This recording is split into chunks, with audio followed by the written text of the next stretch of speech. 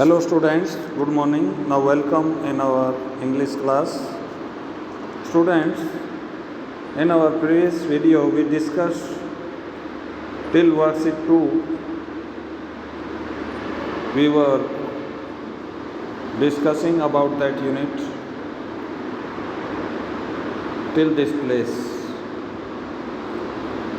इस वर्कशीट में आपने यहाँ तक हमने फिलअप करवाया और डिस्कस किया। अब रिमेंबर बॉक्स में देखिए कोऑर्डिनेटिंग कंजक्शन, कोऑर्डिनेटिंग लिंकर कौन कौन से हैं? And as well as not only but also, yet, still, but, neither, nor, either, और these linker join independent sentence in 3 ways. ये 3 ढंग से इंडिपेंडेंट क्लॉज को ज्वाइन करते हैं। फर्स्ट यहाँ आप देख रहे हैं, ये है merely add one statement to another, एक स्टेटमेंट को दूसरी स्टेटमेंट से ऐड करते हैं, जोड़ते हैं। नेक्स्ट है coordinating linker, second type, add 2 statement of contrasting idea, यानी कॉन्ट्रास्टिंग आइडिया है तो बट का इस्तेमाल करते हैं। Suppose one child is small, another is tall, we can say Rahul is small but his brother is tall. तो यहाँ पर 2 कॉन्ट्राडिक्टरी स्टेटमेंट थी, एक को स्मॉल बताया गया है, एक को टॉल बताया गया है, तो वहाँ पर क्या यूज किया? बट। इसके बाद देखिए नेक्स्ट है ऐड 2 स्टेटमेंट्स एक्सप्रेसिंग चॉइस, यानी जहाँ चॉइस एक्सप्रेस करनी है वहाँ पर वी यूज और। Suppose this statement is you can go or stay here, stay here। आप जा सकते हैं या यहाँ ठहर सकते हैं। अब यहाँ ऑप्शन दिया हमने कि आप जा भी सकते हैं या ठहर भी सकते हैं, तो वो ऑप्शन किसके द्वारा शो हुआ?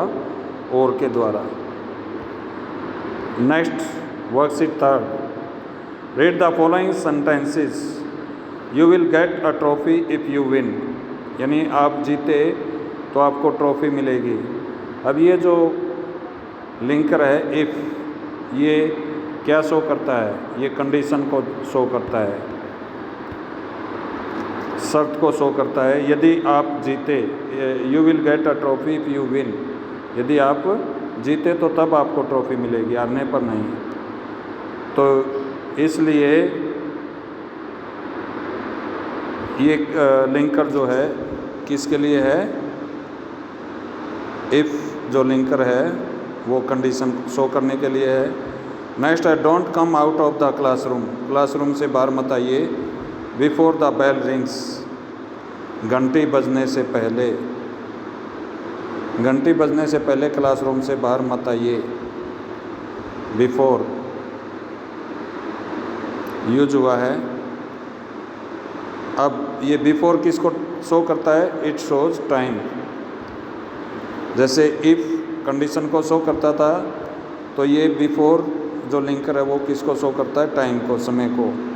नेक्स्ट है because, I have to go, मुझे जाना है। Because my mother is waiting for me, मेरी मदर जो है वो वेट कर रही है मेरे लिए। अब ये जो बिकॉज है ये किस चीज़ को शो करता है? इट शोज रीज़न, ये कारण को शो करता है, कारण बताता है।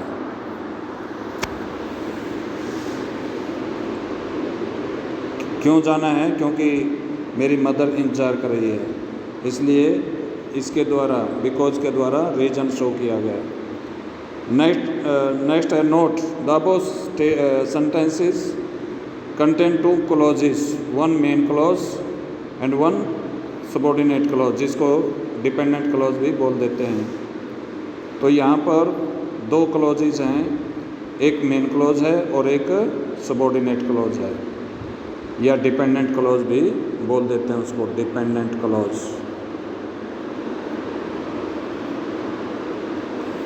तो ये थे मेन क्लॉज और सबऑर्डिनेट क्लॉज के बारे में, या लिंकर के बारे में। अलग अलग लिंकर आपके द्वारा जो है देखे गए। अब अलग अलग लिंकर का यूज़, नेक्स्ट स्लाइड देखिए।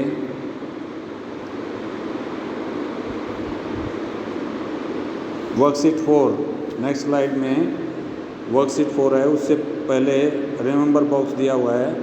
रिमेंबर बॉक्स में क्या है? The linker that join the main and the subordinate clause. जो मेन और सबऑर्डिनेट क्लॉज को ज्वाइन करता है वो सबऑर्डिनेट लिंकर होते हैं। क्या होते हैं वो? Subordinate linkers. First, you will get a trophy if you win.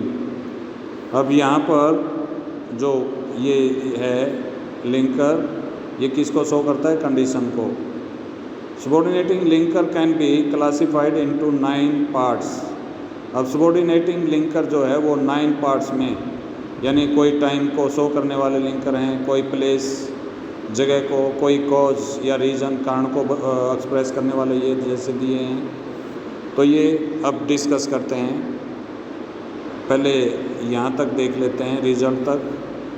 अब टाइम को शो करने वाले कौन कौन से हैं? Before, till, since, after, when, as.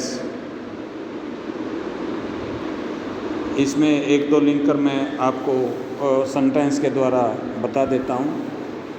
You can pay this fee till 4 o'clock, यानी आप ये फ़ी 4 बजे तक जमा करवा सकते हैं। तो वहाँ टिल का इस्तेमाल हुआ। Next, since I have been living here since so and so year, यानी सिंस 1995, वहाँ सिंस का यूज हुआ। व्हेन का इस्तेमाल देखिए। I reached here when you were sleeping. मैं यहाँ पहुँचा जब आप सो रहे थे। तो व्हेन जो है वो टाइम को शो करता है। व्हेन का मतलब कब भी निकलता है और व्हेन का मतलब जब भी निकलता है, जब। नेक्स्ट है वेयर और वेयर एवर।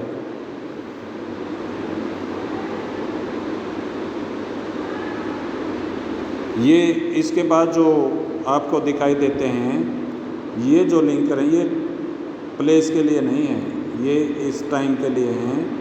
इनको इस कॉलम में फिलअप कर लेना आप। ये बच्चे ने स्पेस की कमी के कारण, क्योंकि ये लास्ट ईयर की बुक है, वहीं से हमने इसको किया है। तो ये linker then, while, whereas, until, ये सब टाइम के लिंकर हैं, प्लेस के नहीं।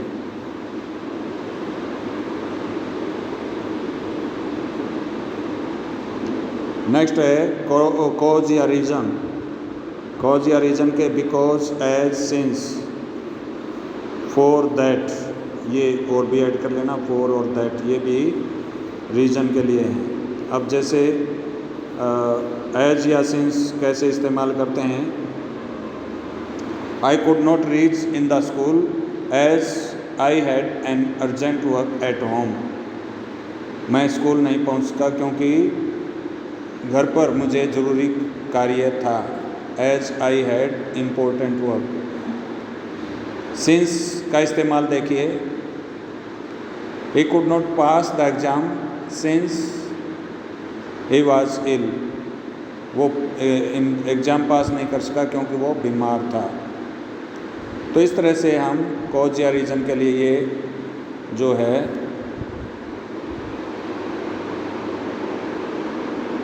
ये सारे लिंकर यूज कर सकते हैं।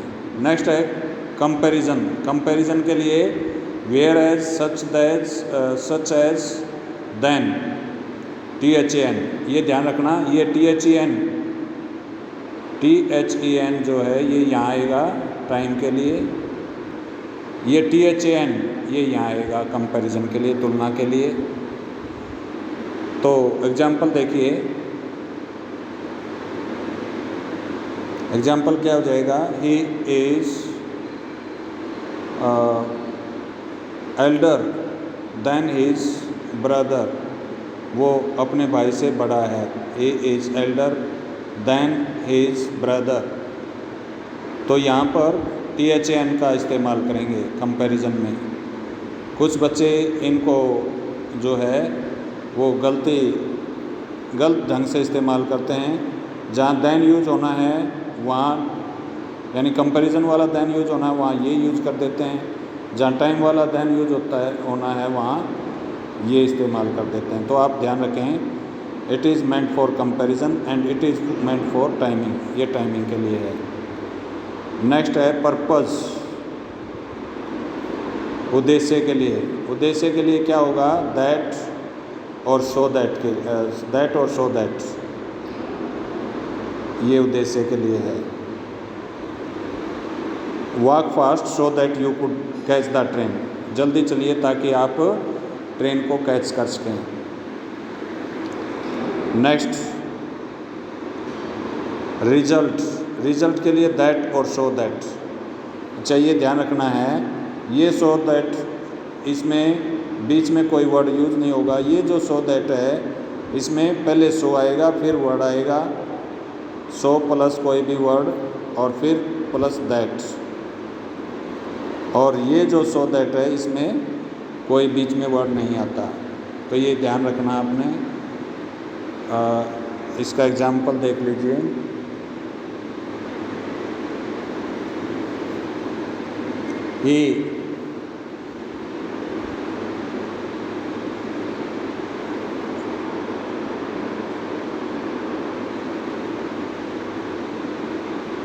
he ran fast that he could be able to win the race, वो तेज़ दौड़ा इसके कारण वो रेस जीत सका। he ran fast that he could win the race, तो ये रिजल्ट के लिए हुआ। नेक्स्ट है कंडीशन के लिए इफ़ या अनलेस। इफ़ का पहले ही मैंने बता दिया था, अनलेस या इफ़ में से कोई भी कंडीशन के लिए अप्लाई कर सकते हैं लिंकर। इफ़ का और देख लीजिए, you will be able to pass this exam if you work hard, आप इस इम्तिहान को पास कर लोगे यदि आप मेहनत करोगे तो। इसके बाद मैनर एज और एज इफ, एज और एज इफ। तो देखिए, he walks as he is a king, वो ऐसे चलता है जैसे कि राजा हो।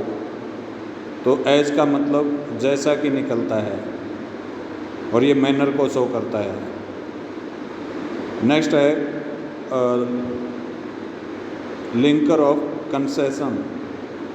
इसके लिए दो या आल दो है, यहाँ कम दिखाई दे रहा है, या तो दो या इवन इफ भी है शायद, ऐसे ये लिंकर हैं, अपनी बुक में देख लें।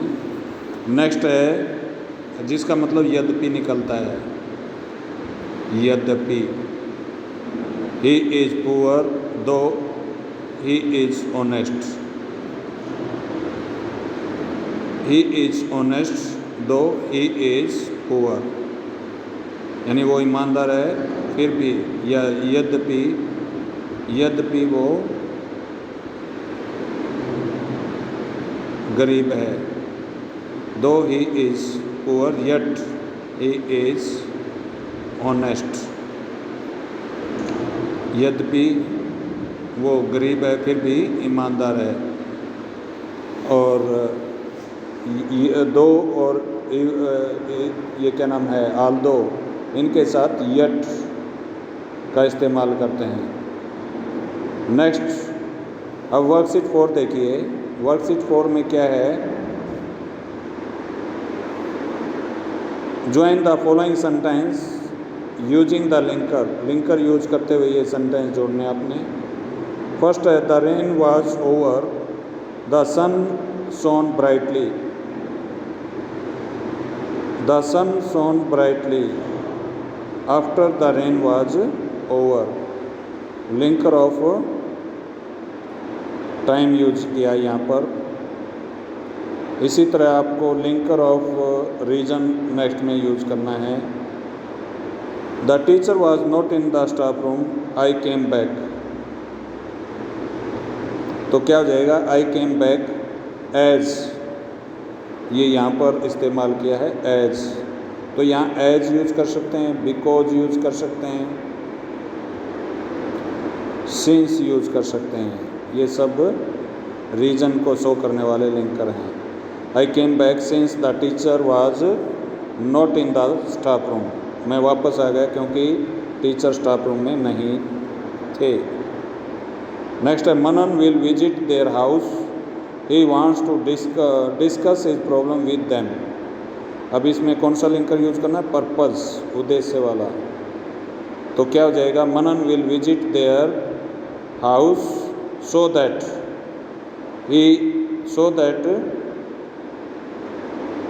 he could discuss his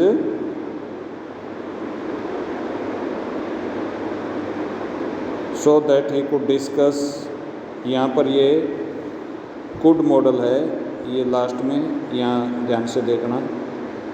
so that he could discuss is problem with them, ताकि वो अपनी प्रॉब्लम उनके साथ डिस्कस कर सके। अब नेक्स्ट पेज, नेक्स्ट स्लाइड देख लेते हैं वर्कशीट 4 की। कुछ और बाकी है कि यस, नंबर 4, 5, 4 से लेकर 9 तक हैं। I check the time, sufficient time is there, you can fill up these these blanks by adding the suitable linker which is mentioned here in the same way as I told you। इस तरह से आप fill up कर लेंगे। जो बाकी के 4 to 9 दिए हुए हैं, ये वर्कशीट 4 तक आपका कंप्लीट हुआ। वर्कशीट 5 से नेक्स्ट वीडियो में हम डिस्कस करेंगे। Okay, thank you.